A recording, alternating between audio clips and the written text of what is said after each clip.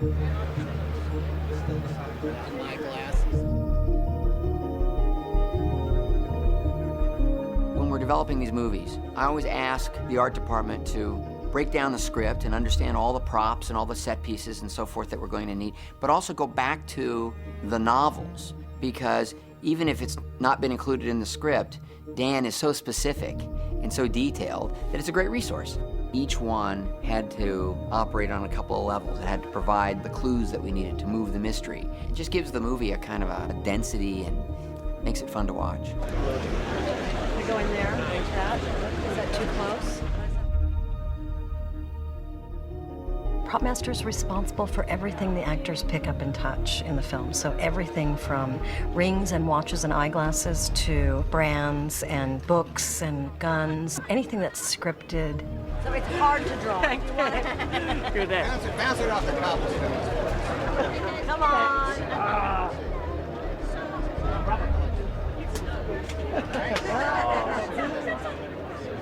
Yeah, almost there.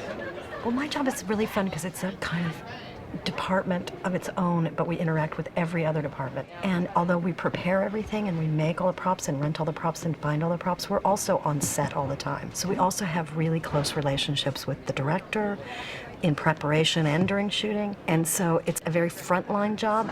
The first reveal is you kind of see it, and then when you pull it away, it's... For this film, we've created a lot of very specialized props that took a lot of time. Is it supposed to be this heavy? Huh? Is it supposed to be like this? So I can hold it like this? The antimatter canister, which is the containment vehicle for the antimatter that potentially could blow up the Vatican City. Yeah, hold on 1 second. Watch, here, I have these photos of my dog. See? It's so portable. So the first time that Robert Langdon goes into the Vatican archives, he knows that he's looking for a clue that will lead him on the path to the Church of Illumination. A few days with this, and I would have actually been able to finish my book. It sold dozens of copies at the Harvard bookstore. And there are 3 Galileo books that he knows of, and there's the only existing copy, it's the Diagramma. Sorry, I don't think there's anything that could be interpreted as... Wait. Do that again. In actuality, this is just a watermark, which is like a transparency in the paper that's made in the old-fashioned way of making paper. They would literally take wire and make the pattern, and then it would show up. We've done it in the oversized version in red so that visual effects can key in on that, and then they'll make the paper appear transparent. As they read from Santi's earthly tomb with demons hold, cross Rome, the mystic elements unfold.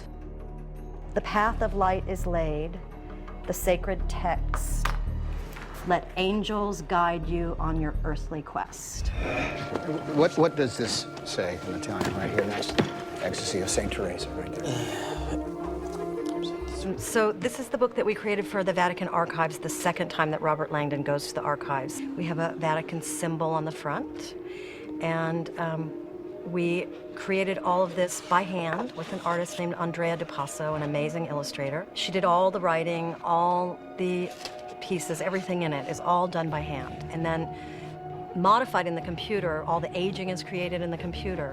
And this is essentially a record book kept by the Vatican to show the monetary value of all of the pieces that have been created. It has a description of the work, a little sketch, and then all the payments that have been issued, which is what all of these columns are. Scudi, which is their money term at the time. And this is from about the 1600s. And then this hero, the important section in the scene, starts with this Bernini elephant, which has an obelisk. And it was put in front of a church that when the priests would come out of the rectory, they faced the rear end of the elephant. Every day they'd walk into the big rear of the elephant. So we put that on the facing page. And then this is kind of the big sketch, but there are clues, because Robert Langdon is looking to find where the next piece is that leads the Illuminati along the path to the Church of Illumination. And over here it says seraphim, which is a kind of angel that's called the fiery one. So this is that angel. It's a special term for a fiery angel. It's the closest you can get to a book that looks this old. We did hand work on all the edges of every page. I mean, it was a lot of processes to get to this. Earth Air, fire, water. We're looking for a Bernini sculpture having something to do with air. The second church is somewhere southwest of here. You sure this time?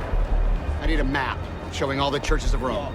At this point in the story, they know that there's about to be another cardinal murdered within an hour. So he says, where are we? And they're at Piazza del Popolo right here. And so he's trying to find a church along the way between here and here, the Vatican. So he traces right through. And on the map, all these little purple ones is a church.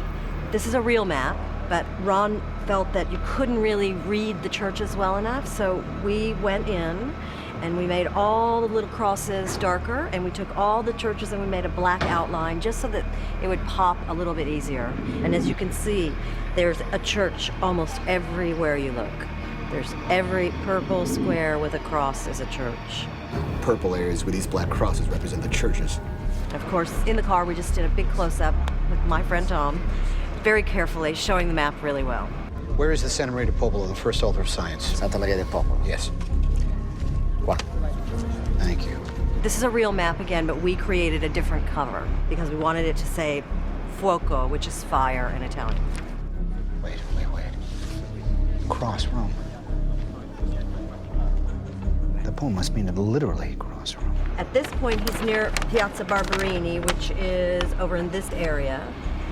Knows that he needs to go this way. And although it doesn't form a perfect cross, he knows that the fourth element he needs to find is water, right here. And this map, we changed the colors, we redid the cover, all with permission, of course, from the people that really created the maps. We just made minor modifications. This is the conclave, which in Italian is conclave, which means literally with key. It's when all the cardinals are locked in the Sistine Chapel to elect a new pope. It's a very long tradition and very symbolic. So we have all these different pieces that we've made and designed. Like we have special chalice that we've designed. Each cardinal places his ballot, which are special ballot that we've made that matches exactly what they really use. They place it on a plate, they take it up to the altar, they hold it up above their head, and then they drop it in full view of all the other cardinals into the chalice. And then there are 3 scrutineers. They are in charge of counting the ballots, not only that they're the right number, that everyone in the room has voted, but that as they're voted, it's made sure that no one can put an extra ballot in. One of the ways that they secure that no one can vote twice is as they count the ballots, they string them with a needle right through the letter E, and it's closed through and put on a cord on a big long red thread. So every single vote is kept together, and in the end, they're tied together in a loop. They're put on the paten, and then they're taken to a special stove that's put in the Sistine Chapel only for conclave. And there are 2 stoves, one red, one white smoke, meaning we have a pope, one black smoke, meaning we have no pope. May God forgive you for what you've done. Father, if God has issues, they won't be with what I've done.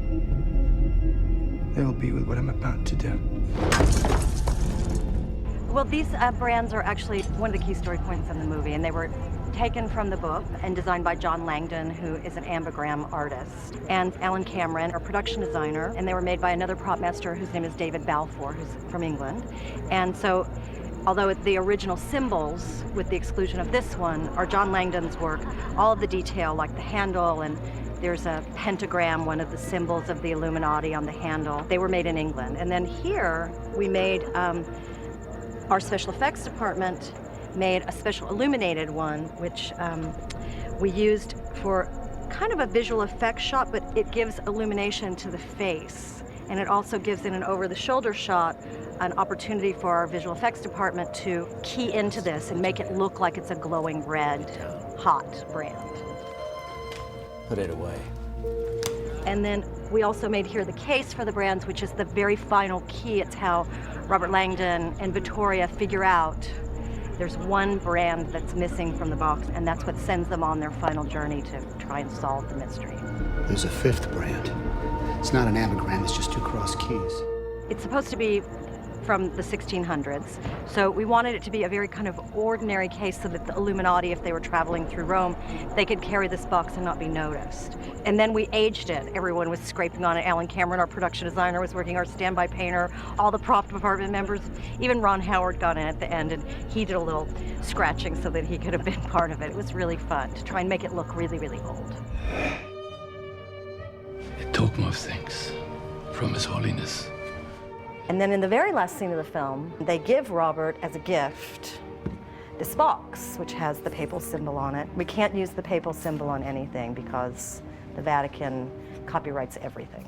But we have some boxes from the Vatican that we found in Rome from the 1800s, and we're basing our boxes on those. And when they open it up, they say, "We know that you need this to complete your studies, and we trust that you'll return it to us upon your death." So it's kind of the beginning and the end of the movie in a way. We ask only that in your last will and testament, you ensure it finds its way home.